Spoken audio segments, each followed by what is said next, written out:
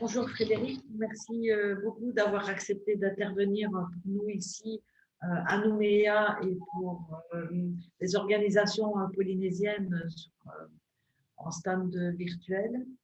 Donc, je te cède la parole. Parfait. Merci beaucoup, Ida. Merci pour l'invitation. Bonjour à tous. Donc, je suis Frédéric Gauzy. Je travaille pour une société qui s'appelle Open Data Soft. Open Data Soft, nous existons depuis la fin de l'année 2011 et nous sommes éditeurs de logiciels. Et notre cœur de métier, c'est la donnée, le partage et la circulation de la donnée. Je suis pour ma part responsable du développement des territoires chez Open Data Soft. Ça veut dire que je travaille principalement avec des collectivités territoriales de toute taille, ainsi que quelques organismes publics, et les accompagne dans leur stratégie de partage et de diffusion des données. Alors, pour vous expliquer ce que l'on fait en quelques mots et de façon très synthétique, donc je vous disais, nous sommes éditeurs d'une plateforme distribuée en SaaS, donc sur Internet. Et nous partons du principe que la diffusion des données ne doit pas être une affaire d'experts. Donc c'est clairement dans cette optique que notre solution est développée et se place entre des systèmes producteurs de données, aussi divers et variés soient-ils, et des réutilisateurs. Et donc notre socle informatique permet d'agréger, de préparer, publier et de diffuser ces données sous divers formats en fonction des capacités, des attentes des utilisateurs, soient-ils administrés, donc absolument pas spécialistes de la donnée, ou plus avancés dans leur utilisation et donc consommateurs de données, notamment via des API. Donc nous travaillons pas mal avec des collectivités territoriales un peu partout dans le monde. Et ce dont je vais vous parler aujourd'hui, c'est ce que l'on a pu observer pendant la crise Covid, alors pendant la phase de confinement, mais également pendant toute la phase de reconstruction, de reprise, comme on a pu le dire. Alors, quand la crise Covid a commencé, avec les premiers jours du confinement, on s'est aperçu que les données sont rapidement devenues un pilier dans la lutte contre l'expansion du virus. Alors, on a assisté notamment à un grand partage de données, des gros volumes de données et l'apparition aussi de tableaux de bord un peu partout dans le monde. Alors, pour quels usages, pour quels motifs cette circulation de la donnée s'est-elle placée au centre des attentions pendant et en sortie de crise? Et bien entendu, il est devenu évident que gouvernements, communautés scientifiques, mais aussi société civile avaient besoin d'outils axés sur la donnée, et ce, principalement pour atteindre 3 objectifs: l'intervention, la réévaluation et la récupération. Alors, à chacun de ces objectifs correspondent des types de données et des réalisations différentes. Quand on parle d'intervention, on peut penser notamment à toute la communauté scientifique qui a eu pour objectif de partager de grandes masses de données pour mieux comprendre ce virus et son évolution. C'est notamment ce qu'a fait le gouvernement américain avec la publication de 29 000 articles via un Covid-19 Open Research Dataset Challenges. De même, au niveau des gouvernements, dans cette optique d'intervention, on a pu assister à cette construction de tableaux de bord et sur la base des données, alors certes des autorités sanitaires, mais aussi de contributeurs tiers, privés notamment, pour justement analyser un petit peu l'évolution de la pandémie, et notamment l'évolution géographique. Je vous donne un exemple. En France, et particulièrement en métropole, la SFR, l'opérateur, a fourni des données sur les déplacements de population grâce au suivi des cartes SIM, des téléphones mobiles. Donc ça, c'est une des sources de données qui est venue appuyer les gouvernements dans la compréhension. Et puis, quand on parle d'objectifs de récupération, on pense notamment à toutes les initiatives pour relancer économiquement, notamment, tourisme, consommation au niveau des territoires. Par exemple, nous accompagnons la région Île-de-France qui a publié un certain nombre d'informations sur ces sites institutionnels. Alors avec du pratique, là par exemple, je montre la carte des pharmacies. On peut voilà, rechercher un, un lieu en particulier sur une ville et trouver les emplacements des pharmacies à proximité voilà, de ce lieu en particulier. Donc, c'est vrai que voilà, on a pu avoir toutes ces initiatives. Alors, nous, Open Data Soft, nous avons souhaité être partie prenante un petit peu de ce mouvement en mettant à disposition de nos clients et de nos pas clients d'ailleurs un certain nombre d'initiatives et de bonnes pratiques pour atteindre ces objectifs. Alors, nous avons créé ce site qui recense un petit peu à la fois tout ce que l'on a pu mettre à disposition. Alors, certains ont dû voir passer probablement parce que ça a atteint un grand nombre de population, ces observatoires, ces tableaux de bord d'évolution du virus qu'on a vu un peu partout. Alors si je prends la France notamment, ben voilà, c'était celui-ci. Et donc on a mis à la fois du code et puis les liens vers les bonnes sources de données de façon à ce que des acteurs puissent s'emparer de ça et le déployer sur leur propre portail et à l'échelle de leur propre pays. Donc ça permettait voilà, d'avoir une évolution assez nette. Et puis on a mis aussi un certain nombre de templates, de modèles préformatés pour accompagner des initiatives. Donc notamment ce que je montrais juste avant sur la région Île-de-France, voilà, qui a pu être décliné à différentes échelles et sur d'autres objectifs. Alors aujourd'hui, je vais vous partager encore illustrer quelques initiatives qui ont été portées par clients ou pas clients d'Open Data Soft dans ce cadre-là et partager avec vous quelques enseignements et quelques bonnes pratiques qu'a pu nous enseigner cette période de crise. Alors, première leçon. Ce que l'on a observé pendant la crise, c'est qu'il y a eu une explosion des sollicitations de tableaux de bord, de consultation de sources de données. Donc, leçon numéro 1, avoir une infrastructure solide. C'est vrai que lorsqu'on parle de politique de données, on n'anticipe pas forcément le pire scénario où les appels API, pour parler un petit peu technique, donc les sollicitations de sources de données vont augmenter par 10, par 100, par 1000. Typiquement, c'est ce qui est arrivé. Le portail que je vous montre ici, ça c'est ce que un de nos clients, la région, la Junta de Castilla y León en Espagne, a mis en place. Et donc, en fait, ce portail-là, avec ses cartes, ses restitutions, a été largement repris, notamment par des médias locaux, des journaux et autres. Et forcément, quand l'on commence à parler de médias, on a des sollicitations qui vont vraiment connaître des pics incroyables. Donc ça, c'est vraiment avoir une infrastructure qui soit capable de supporter la surcharge, c'est essentiel. Alors nous, Open Data Soft, on a fait le parti de distribuer notre solution en SaaS, d'être sur le cloud et d'avoir justement des infrastructures qui peuvent évoluer du jour au lendemain et être capables d'accepter ces pics de trafic. Deuxième leçon, alimenter une culture axée sur les données. Ce que je veux dire par là, c'est que nous travaillons, alors comme je vous le disais tout à l'heure, avec pas mal de collectivités territoriales, avec des acteurs privés également. Et il y a un enjeu qui est clé chez ces acteurs-là, c'est de faire en sorte qu'ils développent une véritable culture de la donnée au sein de leur organisation. Typiquement, quand on arrive dans une période de crise, alors certes, il y a la partie équipement, mais il y a aussi la partie acculturation des personnes. Et si on veut réagir rapidement, eh bien, il faut être capable de construire des tableaux de bord, il faut être capable d'avoir des équipes qui sont, qui soient capables de fournir de la donnée, mais qui soient aussi capables de construire un certain nombre de choses, de réalisations quasiment en temps réel.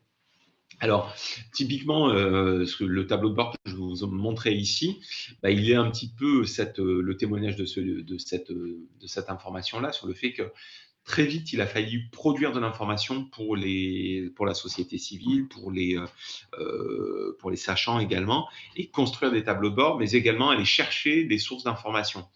En France, on a vu dans les premiers jours un certain balbutiements avec des données qui provenaient des autorités régionales de santé publique France, des hôpitaux aussi.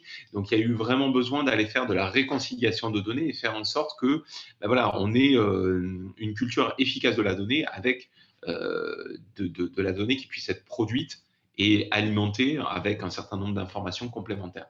C'est uniquement dans ce cadre-là que des observatoires comme celui que je vous ai montré tout à l'heure à l'échelle de la France sur l'évolution du virus ont pu voir le jour. Troisième leçon, ne pas considérer la qualité des données comme acquise. Alors ça, c'est un défi commun et de toujours, et absolument pas nouveau. L'enjeu principal, c'est la qualité des données et il a été particulièrement primordial pendant cette période de Covid.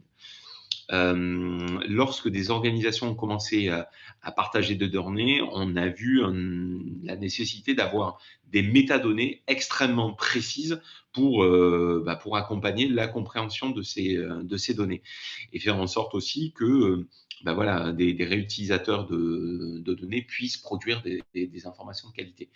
Alors, ces éléments exigent une grande coopération entre les entités qui collectent les données et celles qui les réutilisent. Notre client de la ville de Mexico, par exemple, a réussi à améliorer considérablement la qualité de ses jeux de données suite à la création de normes de métadonnées. Elle a appliqué ces normes pendant toute la crise de Covid en demandant à notre équipe notamment d'ajouter des métadonnées personnalisées à leur portail Opadenta, comme par exemple la source des données, et on fournit à les utilisateurs un dictionnaire complet des données publiées. Et c'est uniquement grâce à ces avancées très précises en matière de métadonnées, d'accompagnement des données, qu'ils ont pu produire ce genre de visualisation et bien entendu sur la base de données de qualité. D'ailleurs, quatrième enseignement, et ça me permet de rebondir sur cette partie visualisation, alors tous ces tableaux de bord ne servent pas simplement à faire joli. Effectivement, ce qui est clé, c'est que il y ait un accompagnement et une compréhension de ce qui est représenté. Dès les premiers jours, on a vu fleurir un certain nombre de tableaux de bord. Tous les éditeurs, notamment, s'y sont mis. Mais si l'on examinait des données sanitaires Covid fournies par le Pérou, par exemple, et l'Italie, elles n'étaient absolument pas comparables, pas du tout sur les mêmes bases. Donc, on a des clients, typiquement celui-ci, la ville de Newark, dans le New Jersey, aux États-Unis, qui ont appliqué cette bonne pratique de contextualisation des données en présentant des données agrégées à différents niveaux administratifs. Donc, État, county, ville.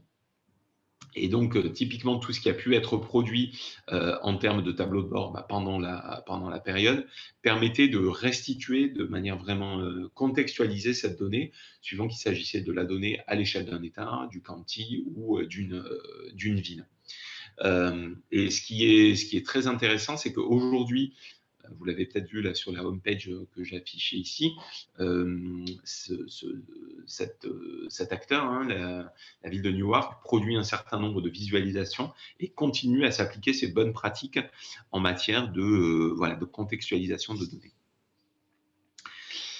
Leçon numéro 5, alors c'était essentiel pendant cette période de crise, mais nous le répéterons jamais assez, partager, c'est prendre soin des autres.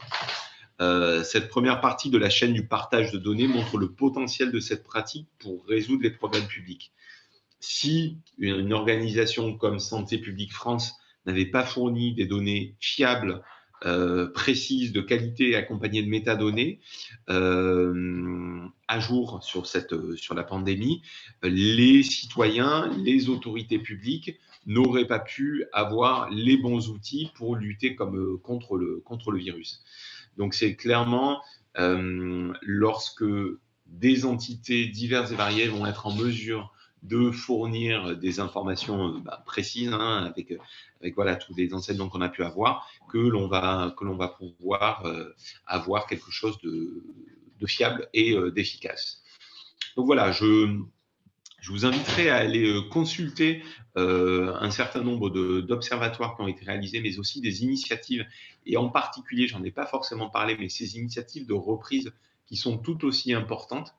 c'est-à-dire en gros tout ce que les organismes publics ont pu mettre en œuvre pour assurer la reprise économique de leur territoire. Alors, je vous en montre une par exemple. C'est celle-ci. Je vais pointer, voilà, ce que la communauté d'agglomération de Dunkerque a fait, et c'est donner la part belle aux commerces et producteurs locaux en leur permettant à la fois d'avoir cette visualisation, d'avoir des visualisations, d'avoir de la place dans des représentations, mais également de pouvoir se référencer. Et tout ça, en fait, ça fait aussi fonctionner tout cet écosystème global. Donc, en conclusion, ce que je voudrais dire, c'est que cet épisode, alors ce triste épisode de crise sanitaire avec le confinement et la sortie de confinement nous a permis de constater à quel point le partage de données et le partage de données de qualité est essentiel et permet d'améliorer la résilience des sociétés. Donc, ça, c'est le premier point. Et le deuxième point, c'est qu'il a aussi permis de mettre en évidence un certain nombre de bonnes pratiques pour encourager des prises de décision relatives et fondées sur de la donnée. Donc tout ça, ces bonnes pratiques, ça va passer, comme je l'ai dit, la robustesse des infrastructures, le respect des normes, mais aussi l'amélioration de la qualité des données et l'acculturation des services. Et tout ça permet de comprendre une chose, c'est que combiner tous ces principes permettent au gouvernement d'avoir des politiques plus responsables et plus efficaces et plus durables au sein des communautés afin de mieux s'attaquer aux problèmes publics. Voilà, je vous remercie pour ces petits témoignages que je voulais partager avec vous aujourd'hui. Et je suis à votre disposition pour toute question. Merci beaucoup, Frédéric. Adrien Salès nous a rejoint au cours de cet exposé. Il y aurait une question à te soumettre. Bonjour Frédéric, j'ai une question pour la plateforme Open Data Soft. Je voulais savoir quelles étaient les opportunités de partage de données en B2B, c'est-à-dire que les données ne soient pas ouvertes au grand public, mais qu'elles soient partagées entre business pour construire des business models, par exemple sur un modèle de location de données, de mise à disposition de données au mois, ou à l'achat en one-shot de data sur un mois, un an ou plus. Bonjour Adrien, merci pour cette question. Donc effectivement, c'est une tendance que l'on observe chez un certain nombre d'opérateurs de services, quel que soit le domaine, hein, de manière très très variée. Ça peut être relatif aux télécoms, à l'énergie, ou au stationnement ou autre, qui ont cette volonté de diversifier leur offre en ajoutant une couche relative à la donnée, fondée sur la donnée. Alors ça, c'est quelque chose que effectivement nous développons chez Open Data Soft. Nous appelons ça des data products en fait. Donc c'est la possibilité d'offrir à des entités privées, des entreprises, de vendre des services basés sur la donnée et de vendre aussi de la donnée mais contextualisée. Je vais prendre un exemple pour illustrer un peu le propos. C'est cet exemple, je vais repartager mon écran dans ce cas. C'est celui-ci. C'est l'exemple de SFR, donc opérateur de téléphonie mobile, qui commercialise une solution qui porte le nom de SFR Géostatistique. Le principe étant de fournir des observatoires fondés sur la donnée et basés sur l'analyse des déplacements des cartes SIM du parc client de l'opérateur. Donc, dans cette logique de commercialisation d'offres en mode B2B, donc entreprise vers entreprise, SFR vend à des entreprises privées, mais aussi à des collectivités territoriales, un certain nombre d'observatoires d'analyse. Alors, ça prend un peu cette forme-là. Donc, ça, c'est un cas d'usage que l'on a répertorié et où on peut voir, donc typiquement, ce qu'on appelle les matrices origine-destination. Je prends une portion de territoire et j'observe sur ce territoire d'où viennent les personnes qui ont fréquenté le territoire pendant une période de temps donné, de quelle région, de quel pays aussi, ça peut être des visiteurs étrangers, comment se répartissent-ils sur le territoire et où vont-ils après. Donc ça permet de mesurer voilà, vraiment la fréquentation. Alors vous voyez des applications directes, hein, j'imagine, typiquement quand on parle de commerce, avec les zones de chalandise. Comment je vais développer ma zone commerciale, en fonction de quel public. Si je vois par exemple que j'ai des visiteurs italiens, ben, je vais développer les informations en italien pour mieux accueillir ces visiteurs. Donc je vous parlais de voilà, application directe sur la zone de chalandise, le commerce, le tourisme, l'attractivité aussi.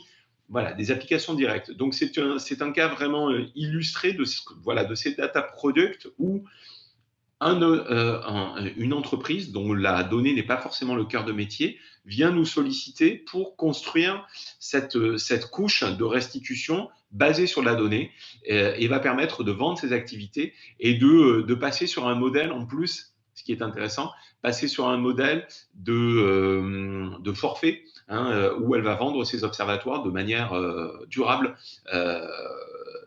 dans le temps, par exemple en les produisant tous les mois, tous les ans, etc. quoi.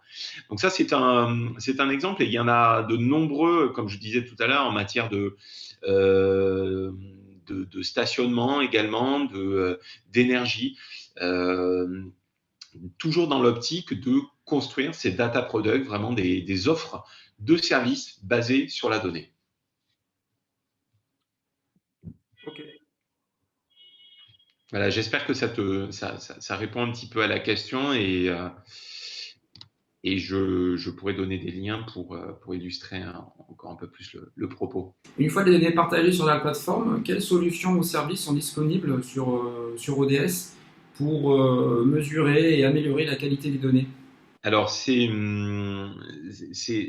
effectivement, c'est un peu les deux cas, c'est-à-dire que ce sont des données qui ne sont pas forcément les plus exploitables, qui sont publiées sur le portail, mais ce que nous intégrons dans notre solution, c'est ce que l'on appelle les processeurs. Donc, ce sont vraiment des chaînes de traitement de la donnée qui vont permettre d'effectuer un certain nombre de nettoyage et de préparation pour faire en sorte que cette donnée soit exploitable et notamment visuellement exploitable via des cartes, comme vous l'avez vu, via un certain nombre de visualisations.